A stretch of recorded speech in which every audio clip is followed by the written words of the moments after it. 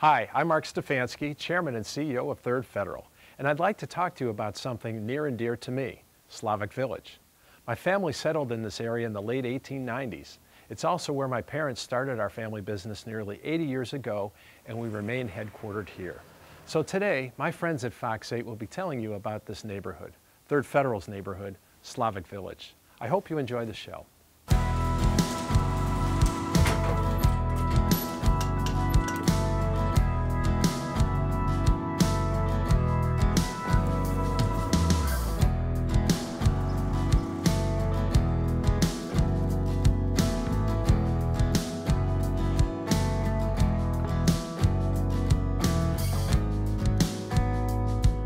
Hello everyone and welcome to Neighborhood. I'm Wayne Dawson. And I'm Tracy McCool. Today we are delving into one of Cleveland's historic neighborhoods, Slavic Village.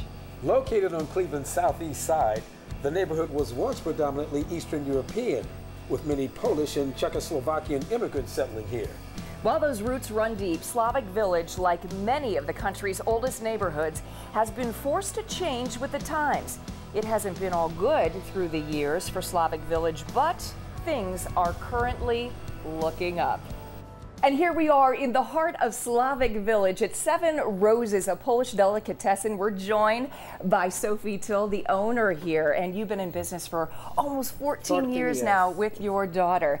Sophie, tell us, what are some of your signature dishes here? I know you love making those Polish pastries. Yes, sweet bread with the raisin, Danish cookies, chruściki, donuts, pączki, actually. You are making me hungry. I'm going to try each one of those things. Let me ask you this. Tell me about the name Seven Roses. Where'd you come up with the name? I come because my daughter, she loved the song. I sing for her, she was little. Can you sing for us? Przynoszę Tobie 7 czerwonych róż, dla Ciebie, córcio kochana już. Only in Slavic Village. Sophie Till with Seven Roses here. And you know, many new businesses have opened here in Slavic Village in the past few months, even the past few years. Brian Florio, who founded Inca Tea after a life-changing trip to Peru's Inca Trail, has chosen Slavic Village for his headquarters, where production, warehousing, and sales will take place. This TEO noticed how great he felt during that trip to Machu Picchu and credited the purple corn used in the tea. Has more antioxidants than any other fruit or vegetable in the market, and also rebuilds collagen in the skin.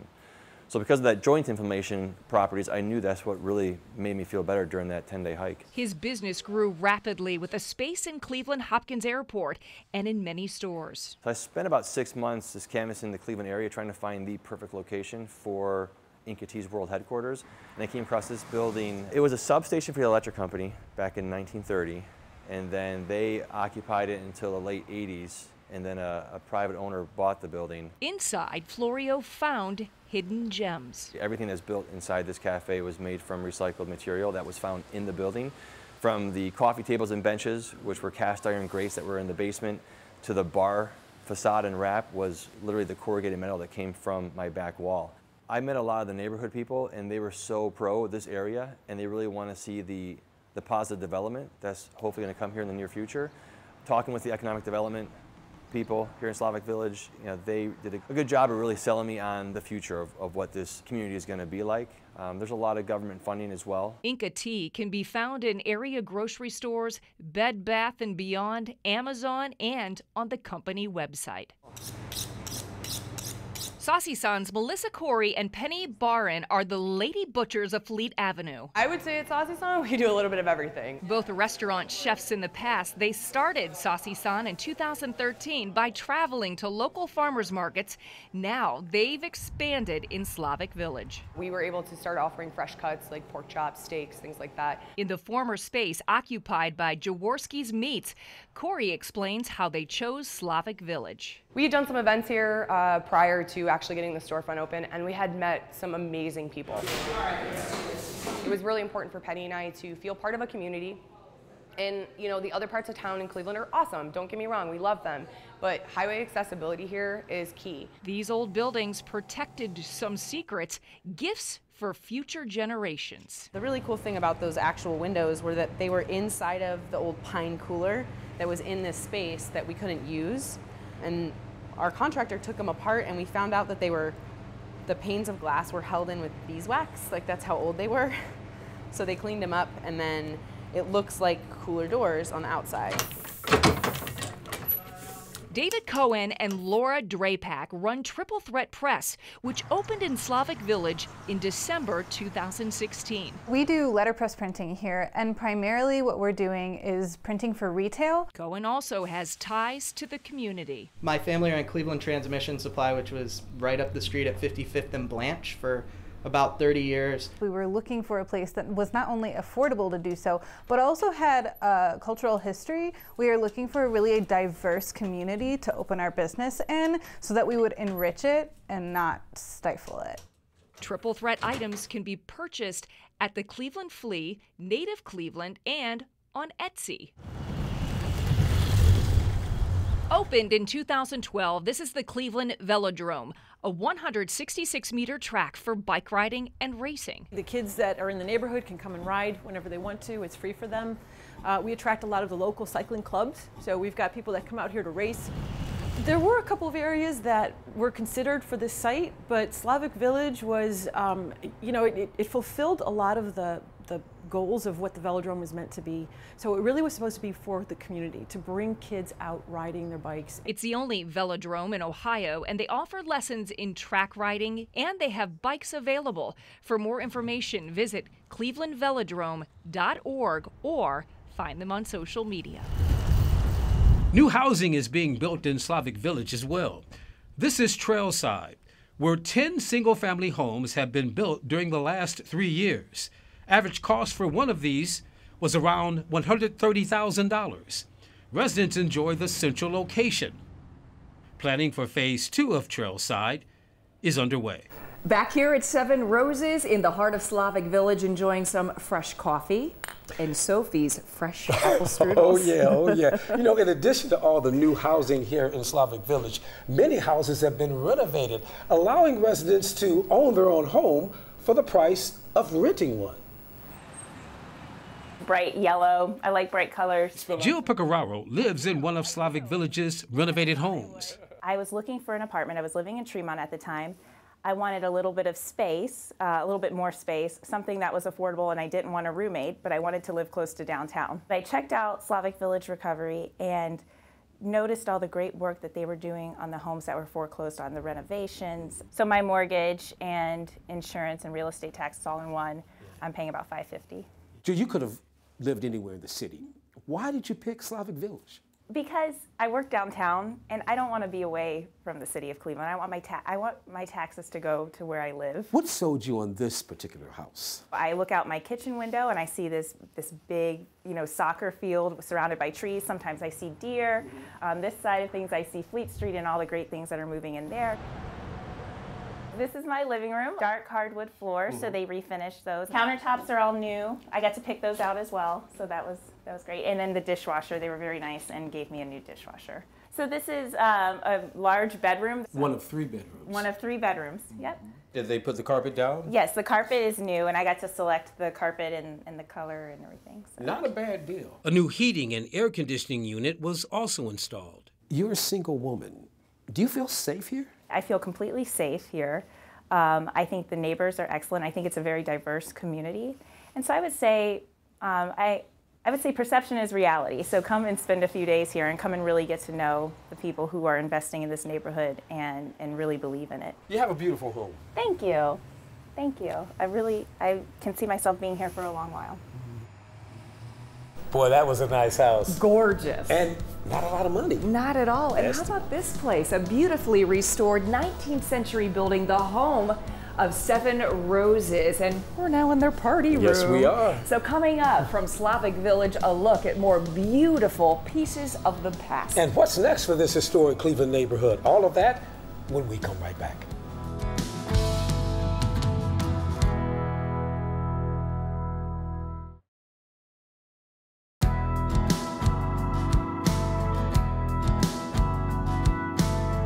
Welcome back to Neighborhood. We're coming to you from historic Slavic Village. I'm Wayne Dawson. I'm Tracy McCool. We are here now at Vic's Flora, another long-time business here in Slavic Village. And joining us now is the owner, Drew Haney. Drew, thank you for letting us come in. Very welcome. Talk about how long you guys have been in this neighborhood. My wife and I have owned Vic's since Labor Day weekend 1977. We're coming up on 40 years. We purchased it from Victoria Ratajczak, where the name Vic comes from. She started in 1942 on Lansing Avenue. Well, you know, another longtime fixture in Slavic Village is St. Stanislaus. It looks the same as it did when it first opened, and everything inside has meaning.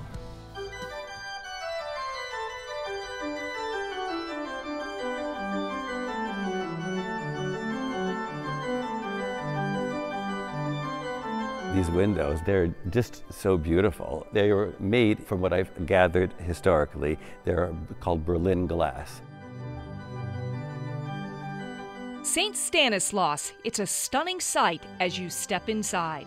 It's colorful, it's quiet, it gives you the sense of the sacred. The church was built in 1886 on an old potato farm, and everything tells a story, teaching people about the faith.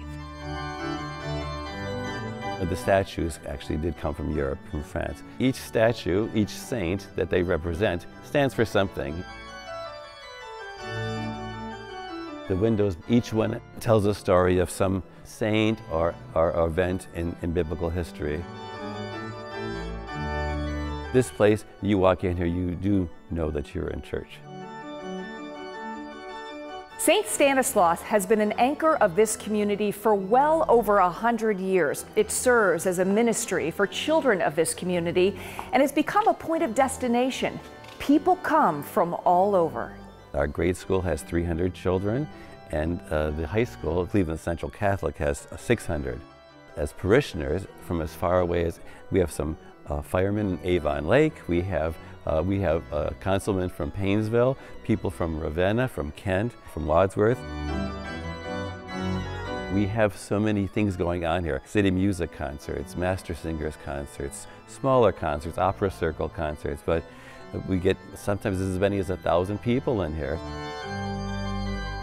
We're lucky to have a lot of generous people here that still want to keep the church going. It's a point of destination for a lot of people in the city, not just in the neighborhood.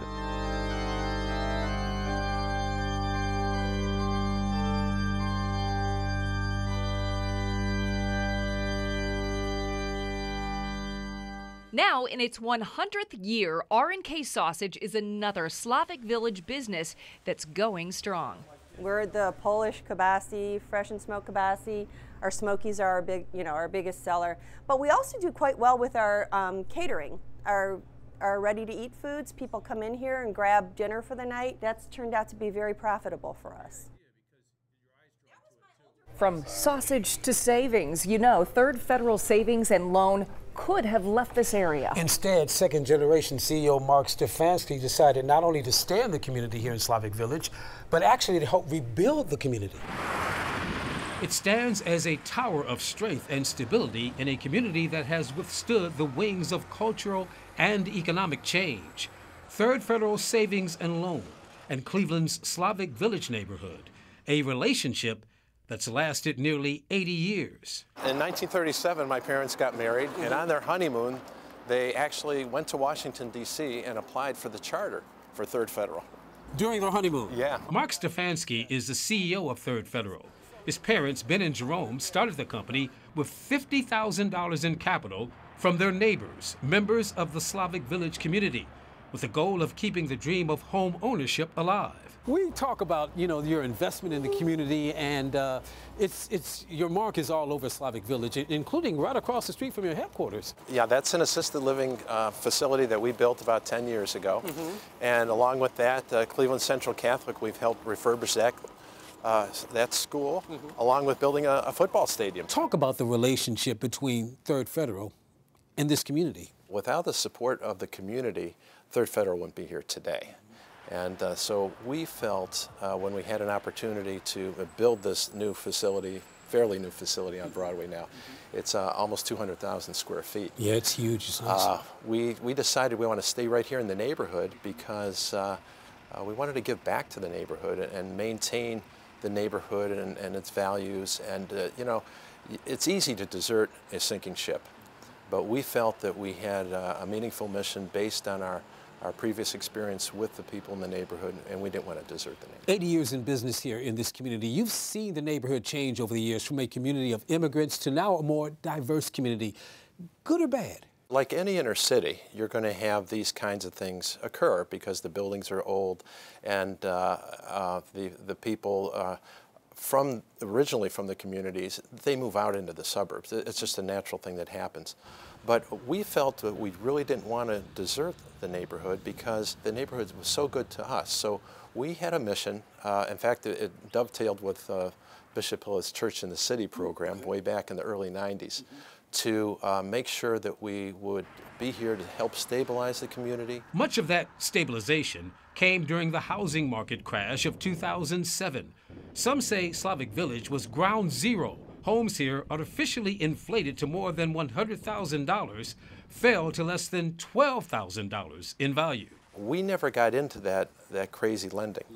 You know, we wanted to make sure that if we were lending to a person that they'd be able to pay us back, regardless of what economic times whatever economic times had evolved. That allowed us to still be here today and help rebuild the neighborhood. What ways did you help? Just talk about how you really helped to bring this neighborhood back. Sure. Well, our facility alone is a statement, and employing close to 800 people. But also, right behind our office, we've built now 10 new homes, and we're planning to build more homes and expand that, and just continue to redevelop the neighborhood. And there's retail that's now cropped up here in the neighborhood. And again, we continue to support the local churches. Indeed, Slavic Village is on the fast track to a comeback. It's now more diverse, both racially and economically, with more young professionals, black and white, moving back from the suburbs, now calling this once ethnic community home. And leading the way is an anchor, a nationally renowned financial institution, a pillar of community strength, born here, developed here, with plans to remain here. We may make a difference to one or two families, we may make a difference to a whole community, but at least we're trying. It takes a group effort to rebuild the city, to rebuild the neighborhood. Well, that third federal story is absolutely amazing, isn't it? It really is remarkable. Yeah. Coming up, the little development group that could and is. Slavic Village Development and the changes they're making right here in this community when neighborhood Slavic Village returns.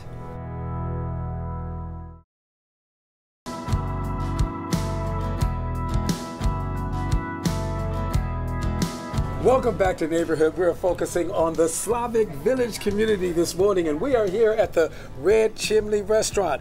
It has one of the best breakfasts in all of Northeast Ohio. As a matter of fact, they've been serving up ethnic food for almost 40 years. Yes, and we're joined by Louie SKANTZOS. He's been operating Red Chimney for 18 years now. He joins us. Hi, Louie. Hi. Now, I know you're known for your breakfast. You've got the eggs, the bacon, and hash browns for what, $3? $3. Chicken noodle soup, one of your signatures. The best in town. Okay, what makes it so delicious? Well, we make it every morning. It's fresh here with the real chicken, and we also have everything else. We have a lot of dinners.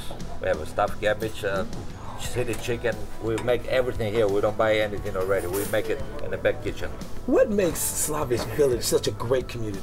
Well, the people, the area, it's pretty close to downtown, and we have a lot of people living in this neighborhood. And it used to be a lot of business around here. A lot of people work around here, so they try to bring it back now. A lot of people left, but they try to bring it back, and hopefully, in a couple of years, they're going to be back the way it was before. Yeah, community is what Slavic Village is all about. I sat down with Chris Alvarado from Slavic Village Development. This is still a neighborhood that is very much influenced by our Polish culture, our Czech culture, and our Slovenian culture. Chris Alvarado is with Slavic Village Development. Right now, it is the most diverse neighborhood in the city of Cleveland. In fact, mimicking the city of Cleveland as as a whole in terms of its racial diversity. The fact is that we're over half African American, about 40% white, and that mix of cultures is really what makes us more of a village versus just being a Slavic village. Today's village is a far cry from 30 years ago, when 98% of Slavic village was white. A lot of that shift came about because of a couple of different reasons. One is on the negative side, we had a lot of folks who may have lived here in the neighborhood for generations began moving out into the suburbs. Those who stayed saw the neighborhood slowly change.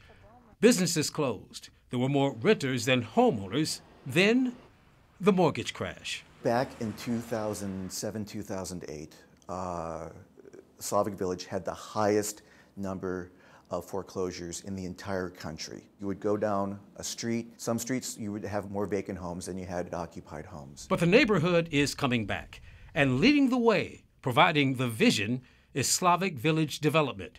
Their approach, two-pronged: home ownership and business development. What we do in Slavic Village Development is, one, we've taken advantage of what a lot of other folks would see as a crisis, vacant and abandoned homes. We have our Slavic Village Recovery Program, which has to date taken over 40 homes that otherwise would have been demolished. We rehab them. We bring them up to a very livable, very comfortable standard. Is the goal to get people to work here as well as live here? Absolutely. So, you know, again, on Fleet Avenue, for example, we have a lot of vacancies in those storefronts. So what we do is we don't just identify businesses that could move here to Slavic Village. When do you need to start filing taxes as a separate business as opposed to? We also have identified over 100 home-based businesses in the neighborhood, and we've given them opportunities to take classes with ECDI and the Women's Business Center to basically level up their capabilities with their businesses so that they can eventually move to Fleet Avenue. 5 square miles, 22,000 people right next to the metro parks, 10 minutes from downtown Cleveland. Slavic Village has a rich and glorious past, but the focus now is on the future.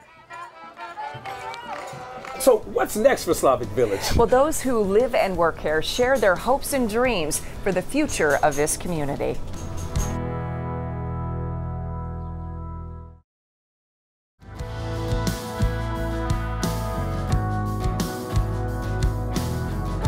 Welcome back to Neighborhood, and here we are at 3rd Federal's beautiful campus here in Slavic Village inside the Rotunda. And as you've just seen, this is a business that has really made so many positive changes here in the neighborhood. That is for sure. So the question is, what's next for this historic community? What does the future of Slavic Village hold? The educational system has got to improve. There are a lot of good things happening right here in this community with voucher programs and private school programs that are going on. We're hoping that we stayed here and it's going to be a good thing for us because it's going to be the next Tremont. So hopefully it will revive itself and then people will flock to the neighborhood a lot more, and that's our hopes. My goal for Slavic Village is to show how a diverse neighborhood can succeed. For us, it's important to honor the folks who live here, but to model how folks from all different backgrounds can build a neighborhood together. Well, that's it for this edition of Neighborhood. We hope you've enjoyed our tour of Slavic Village. We enjoyed our time here. What do you say we go back to 7 Roses for some more apple strudel? Sounds good to me. Thanks for tuning in. We'll see you next time.